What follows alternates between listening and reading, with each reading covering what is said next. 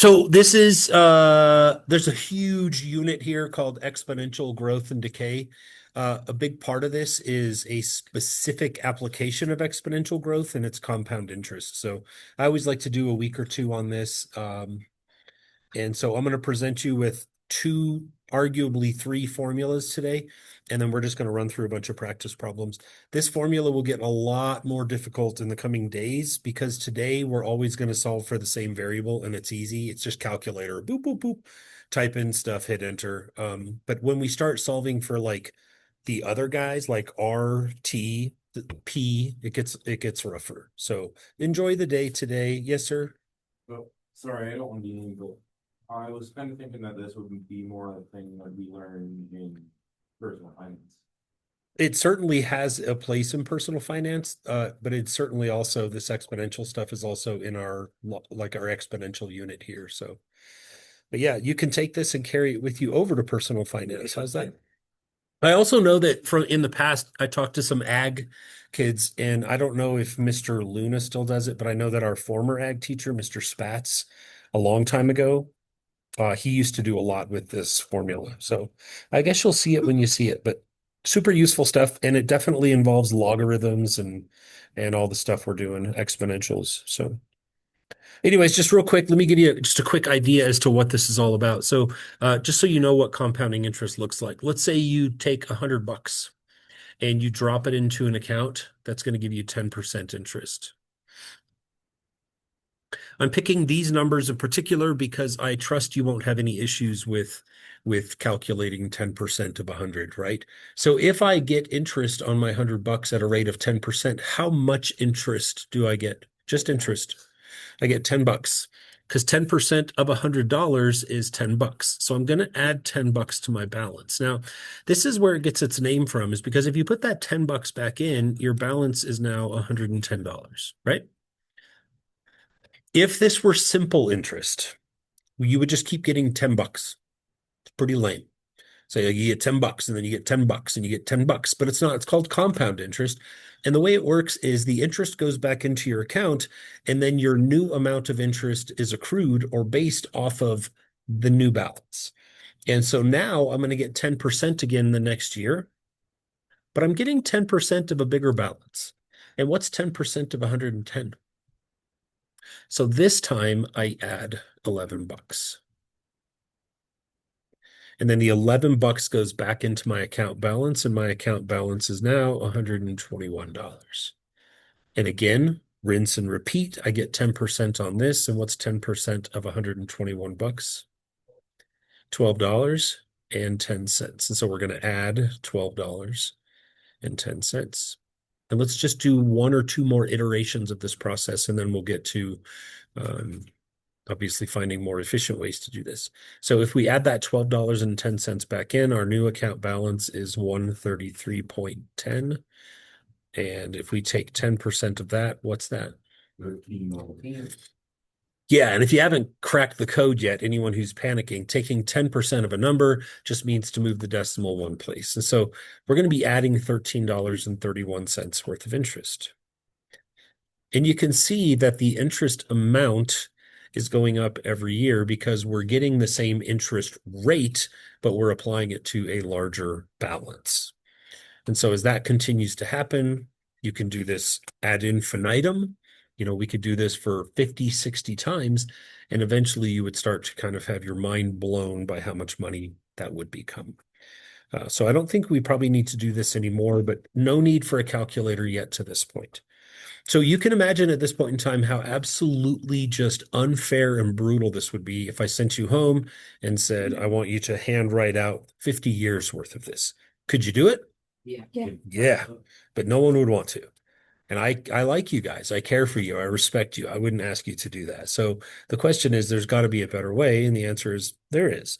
There's a formula for this. So I'm going to hit you with the first formula that you're going to see, and I'm going to take a little bit of a different approach. I say I wasn't feeling good vibes first hour when I recorded this. So your first formula that I want to give you is this.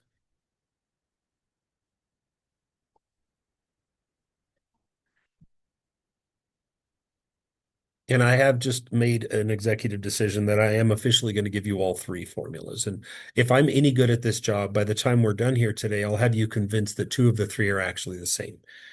But I just thought maybe it would be good for your notes to have sort of a standalone for what we just did.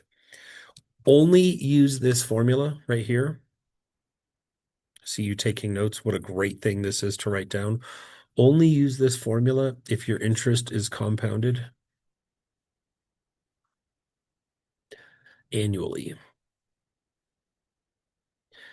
And what that means is that you only get interest one time per year.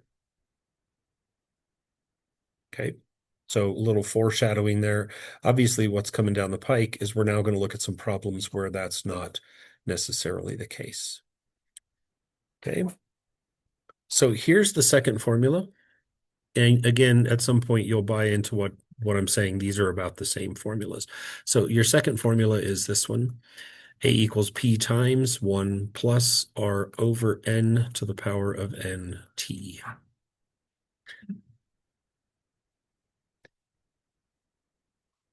There are four variables in the first one, A, P, R, and T. There are five variables in the second one, A, P, R, and T with a new guy, N. Okay.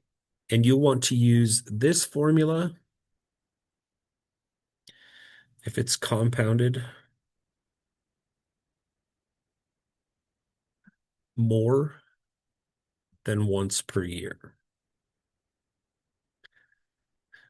So some examples of compounding that could occur more than once a year would be a word like semi-annually. So if I gave you this word, what does that mean? Twice a year, because it's happening every half a year. The prefix will tell you what part of a year. So like semi means every half year. So semi-annually is 2 times per year. Okay. What about quarterly? What would that mean? Good. So quarterly is it's happening 4 times per year. What about monthly? 12 times a year. Hmm? What about daily? Every day. Yeah, and you know what? I used to teach this as 365.25. Why would I do that? I'm not going to worry about it this year. I've decided just to let it go. But why do we add a quarter of a day? Yeah, because technically there are 365.25 days in a year because every 4 years we add a day in February, right? So people way smarter than me figured this out eons ago that we need that extra quarter day in our calendar to keep it eventually over time from being 86 degrees on January 4th, right? So that's how we keep our calendar and the earth, the seasons, all that stuff in check. So these are the most common ones you're going to see are annual. That's use the red formula on the left. And if it's more than that, so twice a year, 4 times a year, 12 times a year, 365 times a year, then you're going to want to use the formula on the right.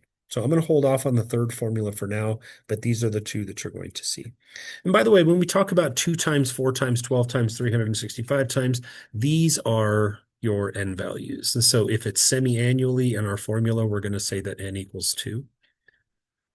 I see some of you writing that down. Smart move. If it's quarterly, then N equals 4. If it's monthly, then N will be replaced with 12. And if it's daily, then N will be replaced by 365.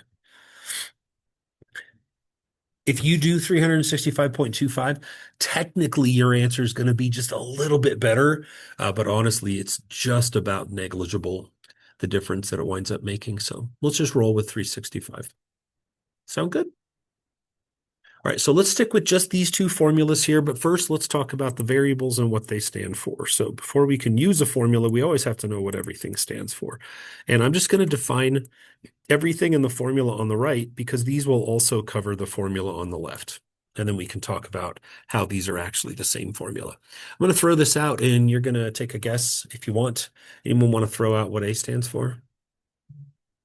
Be more specific. No. It's your total. It's your final amount. In every math problem, what happens is there's time that passes. We invest some money, we get an interest rate, and for some amount of time, it sits there and accrues interest. And then at some point, Maybe it's retirement, maybe it's a family emergency. You go and you grab the money. The amount of money that's in the account is your A. That's like your final amount. How about P? What's he? That's your starting amount.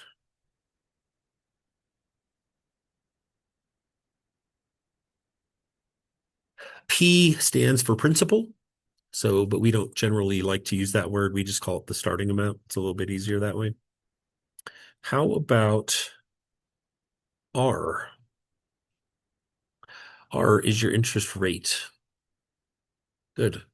And that's the thing in every problem you're going to see that'll be a percentage. 6.25%, or like if you're watching a football game and you see an ad for like Ford trucks and it's like 1.6 APR. That's your interest rate that you're going to have to pay on that loan. Okay. And then that leaves us with two more variables. Let's do the obvious one first. What's T? That's time, and time will be modeled in years because your interest rates are going to come at you in yearly. So it's called an APY. So it's yearly. And then the new one, and I spilled this already, is N. What is N? How often? Good. And I'm just going to write number of times per year.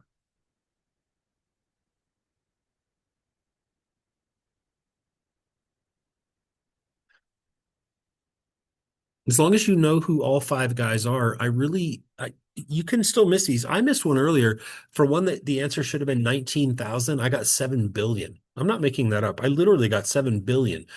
So all of us are capable of typing wrong things into our calculators. But as far as the concept is concerned, you're not going to struggle today or tomorrow. It'll get harder when we start solving for T, but today everything is going to be find A, find A, find A. So now we're going to run down a list of questions and we're going to practice calculating A, the final amount. So let's get started. Let's say we have $5,000. And maybe it came to you from a will, a trust, a graduation gift from a wealthy relative. Who knows? But you decide, I'm not going to blow this. I'm going to go down to an investment firm and I'm going to write them a check and I'm going to let it sit there. So you invest $5,000 and you are told you should expect an interest rate of about 6.5% annually. And your interest is going to compound semi-annually.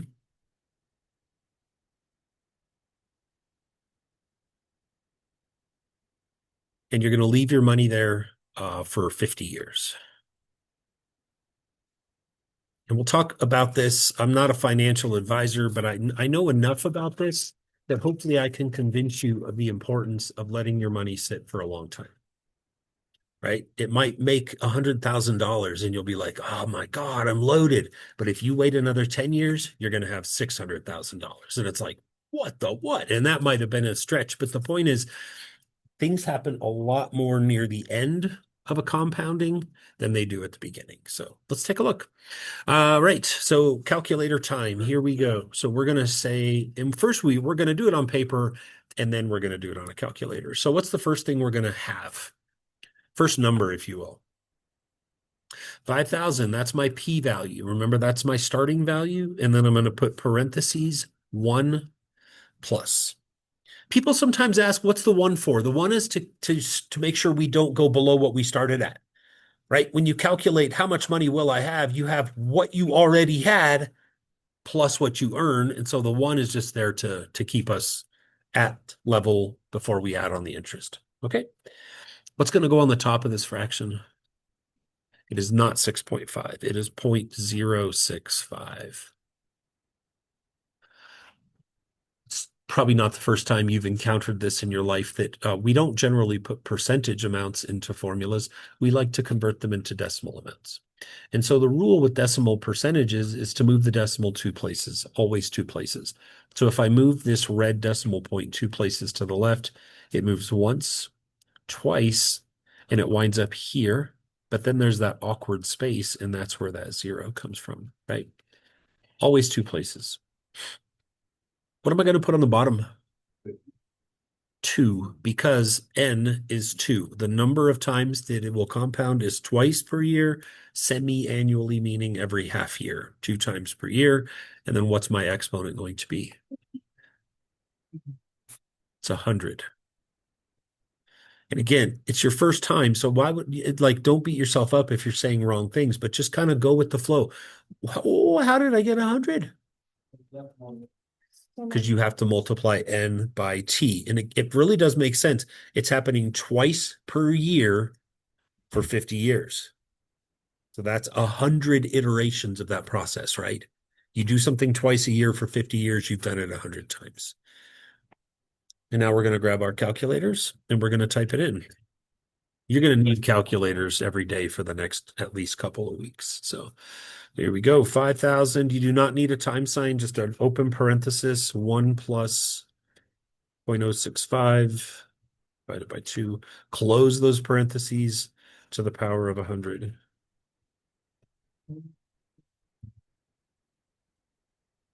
If things went well for you, you should have calculated $122,454.86.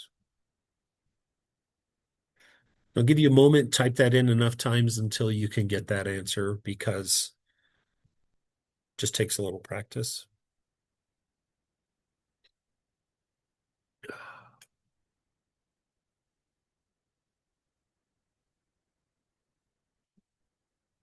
You guys getting it? Getting it to work?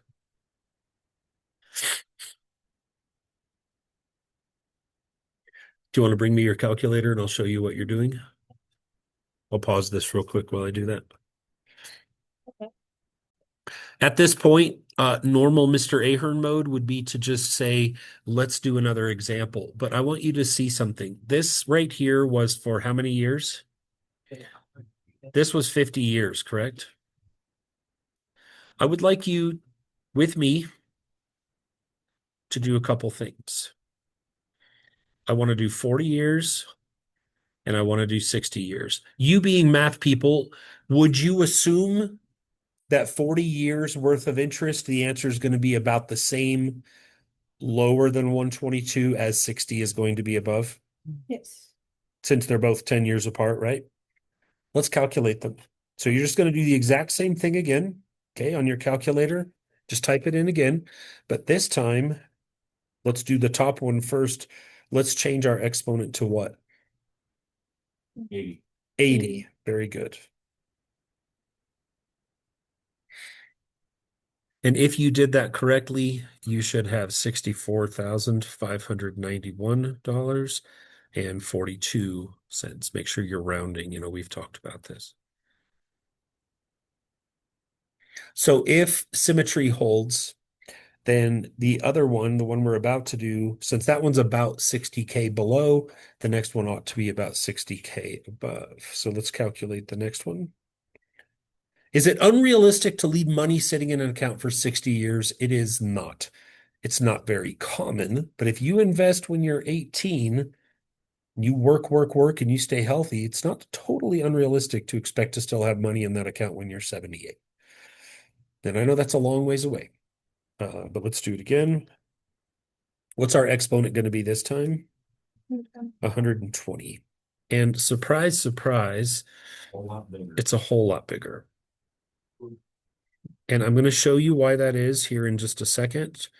Like I said, I'm not a financial advisor, but I know enough to be dangerous. So you don't have to have a math degree to spot a very interesting sort of contradiction here. That to go from 40 years to 50 years, we added roughly 60K, correct? It's not perfect.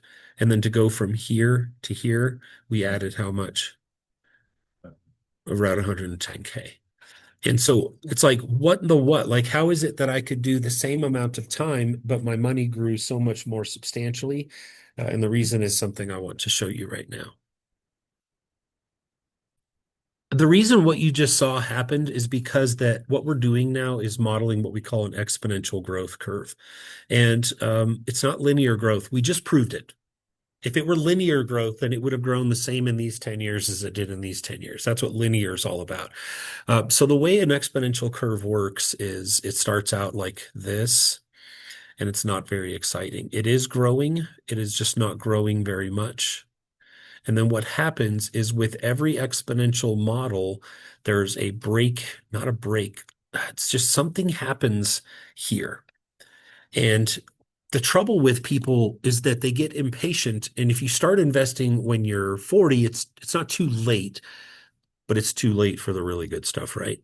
So there's a point in time out there, and it kind of would vary dependent upon like the interest rate you're getting, maybe the frequency of the compounding, mostly the interest rate.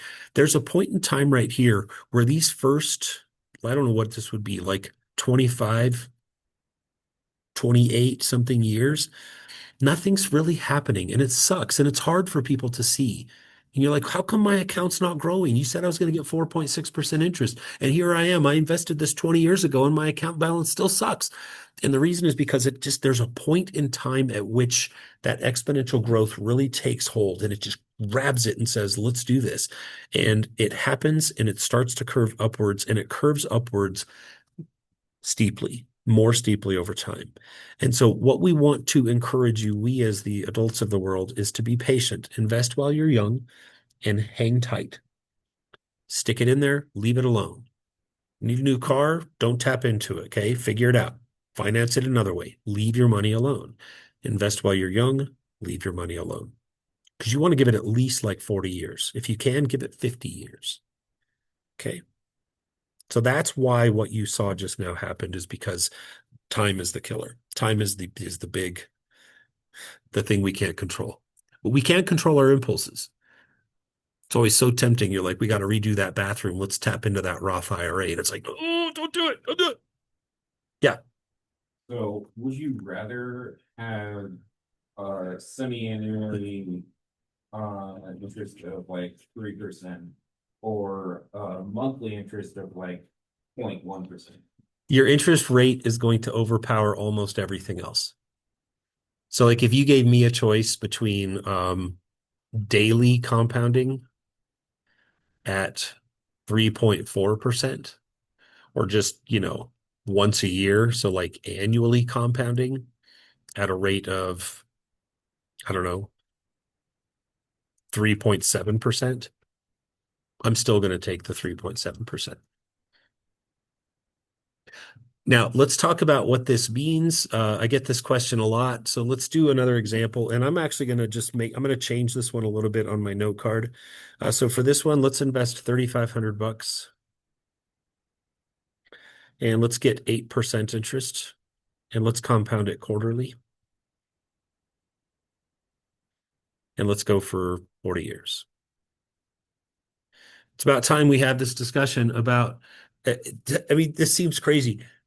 Do I get 8% 4 times a year? Of course you don't. If you did, you'd get 32% per year, right? And that's not even entirely accurate, but hold on. So let's talk about 8% quarterly. Here's what this means. It means that in the first quarter, you get 2% of your interest.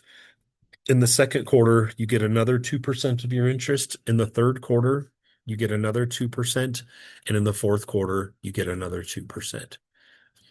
It is not that substantial of a difference when you get your interest more frequently. Not going to lie. The two big factors are your interest rate and your willingness to let your money sit there for a while. So I hope that clarifies, Oliver, why it's not as important as we think it is. So let's calculate this one, and then I'm going to show you the next formula. So, all right, here we go. So into our calculators, we're going to type 3,500, open parenthesis, 1 plus. And what's going to go on the top? 0.08 divided by 4 to the power of 160, because it is happening 4 times per year for 40 years. 4 times 40 NT. It's in the formula is 160. So let's type this in. So 3,500, open parenthesis, 1 plus 0.08 divided by 4, close parenthesis to the power of 160. I got 83,194. Do you guys match? So that's $83,194.67. Good. So interest can compound once a year, twice a year, 4 times a year, 12 times a year, 365 times a year. It can also compound continuously. And so let's take a look at that. And then after I show you this example, after I write it up here, then I'll show you the formula. So let's say we invest $6,000. Let's say we get 7.5%. It is still called annual interest, okay? It's still the annual rate of interest. It's just a matter of how do we divvy it up. This one is going to be broken up what we call continuously.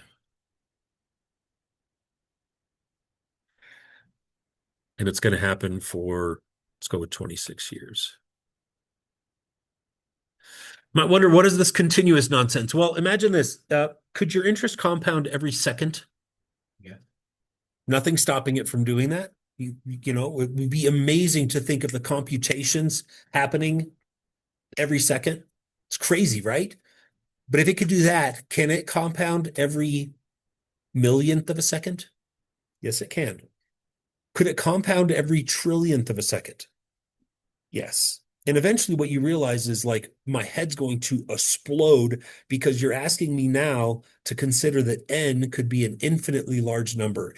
And as n approaches positive infinity, rather than trying to put that into a formula, we use our third formula, which is this one.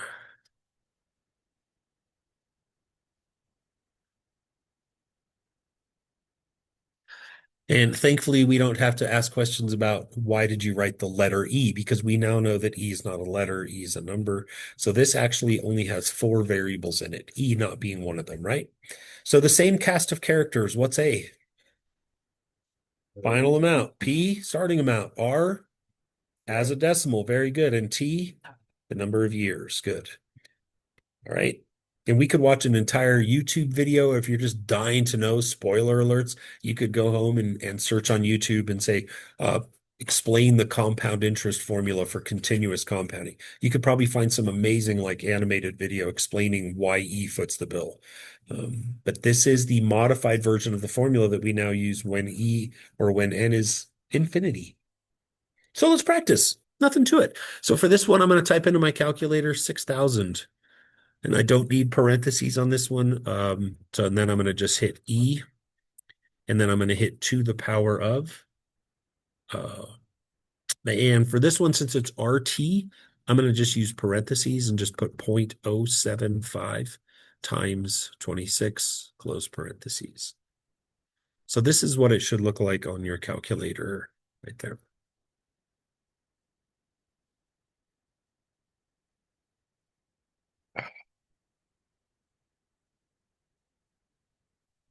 Your E button is above your natural log button if you're borrowing one of my calculators. If you've got like a TI-84 or something, then you've got an E that's above your division sign. The calculator is only as useful as the familiarity of the person trying to use it, right? To the power of...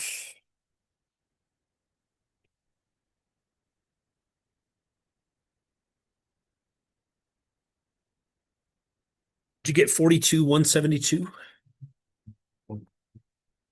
So $42,172.13. Good catch on the decimal there. Good. Why is that answer not very awesome? I mean, I know that to 81 of us, 42 grand is like, yes, please. Thank you very much. But really, in the grand scheme of things, why did it not grow that much? Because it's only 7. 7.5% is pretty good. Try again. It didn't sit for very long. And like I said, I'm not false advertising this to you. It's about time. Let's do the exact same problem again, but let's do it for 55 years.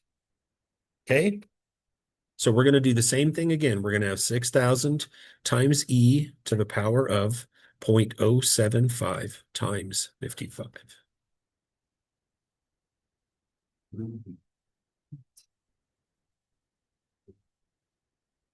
And that's a much better result, isn't it? And this time, instead of getting 42,000, we got $371,206.86.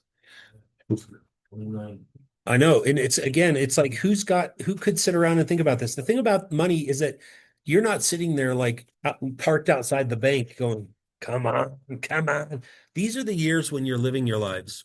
After college, when you've gotten yourself a career, you've probably found a mate by that point, probably considering buying a house, raising kids, getting your kids through college. These are all things you do while you're waiting for this to happen, right?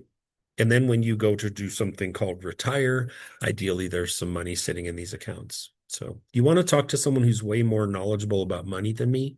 I can give you the basics, but when you're older and you leave high school or maybe post college, it's good to go to find a financial advisor. There's tons of them in Cheyenne, and just let someone coach you, right? And they'll coach you and they'll kind of tell you what's reasonable. How much can you really afford to put in?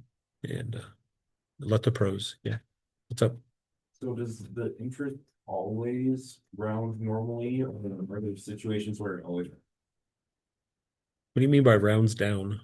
Like, I know that in some situations that no matter what the decimal after the hundredth place is, it'll stay that normal number instead of rounding up.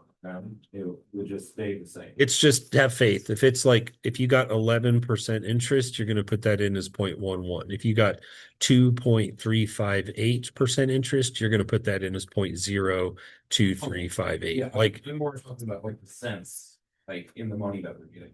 oh, then why did you say something about interest rate? What? Oh, I'm sorry. Um, like when we're, because if I'm more asking like if there's any situation where someone would make the interest round down in speaking about your money. I just will follow the laws of math. I will round down if the number after what I care about is a 4 or lower, and I'll round up if it's a 5 or higher. Also, bear in mind that this is just a ballparky sort of lesson. Like, interest rates, it's hard to lock in. It's hard to be things for things to be reliably, repetitively predictable. These are just sort of ballparky. There's a lot of factors that can also play into this. Do I make donations, not donations, but deposits a couple times a year? Things like that. So it's much more of a complex thing. This is just sort of an introductory kind of foot in the door idea as to how to do this. Okay. That's the idea. Let's do a couple more and make sure you're good and practiced. Make sure you know what you're doing. Do you want to try an extremely high one just for fun? So let's say that you just graduated college, and as a post-college present, your aunt who lives in like Norfolk, you didn't know that your aunt was loaded, but for a graduation present, she gives you 20 grand. And you could make the choice to go blow it. You could go buy a used car. You could probably throw a couple really good parties. Uh, I don't know. You could do all sorts of fun things, but you're like, not this guy, not this gal. I'm going to go invest this. And so you go and you find a place and you get, let's say, 11% interest. And your money is going to compound monthly. And how long do you want to let it sit for? 50 years. 50? I mean, you said 30. Did you want to do 30 first? 50 years is fine with me. This is the perfect storm of growth. You're starting with a nice high principal amount. You've got a great interest rate, an insane interest rate, and you've got a long time to let it sit there. So I'll calculate this right along with you. Are we using the PRNT formula or the PERT? We're using the PRNT because it's a countable number of times per year. Monthly N is 12. Okay, only use the PERT formula if it's continuously compounding. So let's get to this. So 20,000 times 1 plus, what's our decimal that we're putting in? 0.11, very good. Divided by what? 12, close parentheses, to the power of what? 600, very good. And you will see in this case that is it an entirely potentially unrealistic situation? Borderline. Yeah, probably.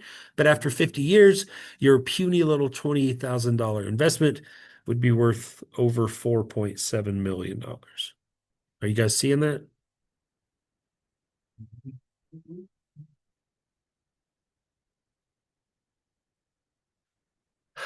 I- 772,745. So I don't want you to race home and talk to your parents about how, like, you just learned how to get rich. This situations like this, like I said, there's a lot of sort of fluidity to this. There's a lot of other factors involved. I just want you to understand the power of exponentiation and how, like, if you did this exact same problem for 20 years, you'd be relatively unimpressed by the answer. I mean, no, it's a lot of money, but it wouldn't kind of have the jaw-dropping effect like the 50 years did. Okay. One more continuous, and then I'll get out of your way. How about an $8,400 investment? And let's go not so great of interest. Let's go with 4% interest. And let's do continuous compounding. And you want to go long, like 60 years? Can we do 80? I mean, just so Vigo doesn't have to ask again, how about we just do 67 years? Because I almost feel bad that I'm just ignoring him, but that way hey, I'm a team player, right, Vigo? 67 years. Perfect. So there it is. Not 6, not 7, but 67. So what we're going to be typing into our calculator is this. We're going to use the PERT formula, right? P e to the r teeth. So we're going to do 8,400 times e to the power of 0.04 times 67. You won't be super impressed with this one. I mean, it's not nothing. 4% is a relatively small interest rate, correct?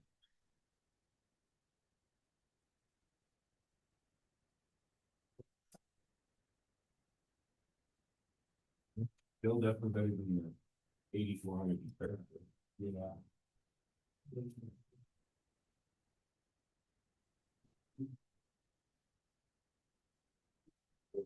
I know that anyone in their right mind would look at 122.5K and say, yes, please, and thank you.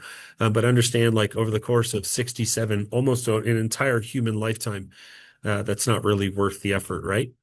So the killer here, as you can see, is the interest rate. I guarantee you, if you up that to 6%, it would have an astonishing impact on the answer. All right, just a couple little percentage points. So for you guys, I know we're going to have some attendance issues this week. That none of that is my problem. So your assignment tomorrow will be on Delta Math. So please charge up your Chromebooks tonight. Okay, thanks.